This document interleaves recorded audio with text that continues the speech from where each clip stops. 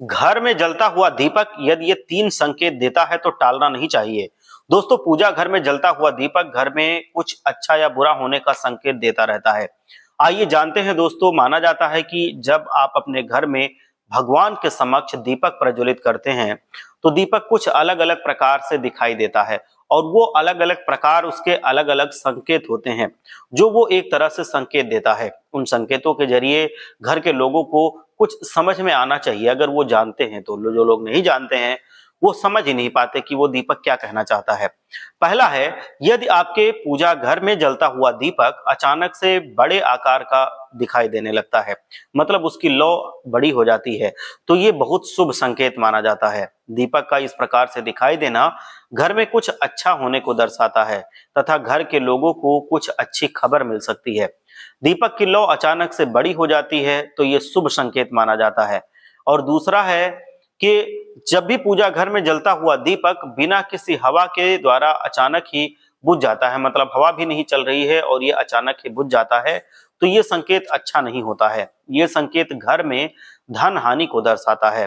पूजा घर में जलता हुआ दीपक कई प्रकार के संकेत देता है, जो हम आपको विस्तार से बता रहे हैं। आप इस जानकारी को उन लोगों तक जरूर पहुंचाइएगा जो इस बात से अभी तक अनजान है कि जलता हुआ दीपक अचानक तुरंत से अगर बुझ जाता है तो ये संकेत सामान्य रूप से अच्छा नहीं होता है। ये घर में धन हानि को दर्शाता है अथवा घर में दरिद्रता आने वाली होती है।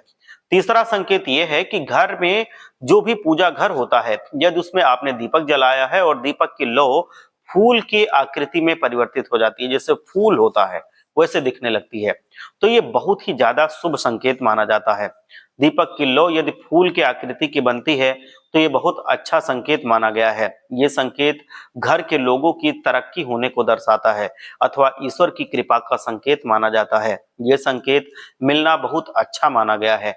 दीपक जो पूजा घर में जलता है वो संकेत देता है कि जो आज के समय लोग नजरअंदाज करते हैं, दीपक के द्वारा ये 3 संकेत मिलते हैं, तो घर के लोगों को नजरअंदाज नहीं करना चाहिए और उसके अनुसार ही अपने घर में कामकाज करने चाहिए।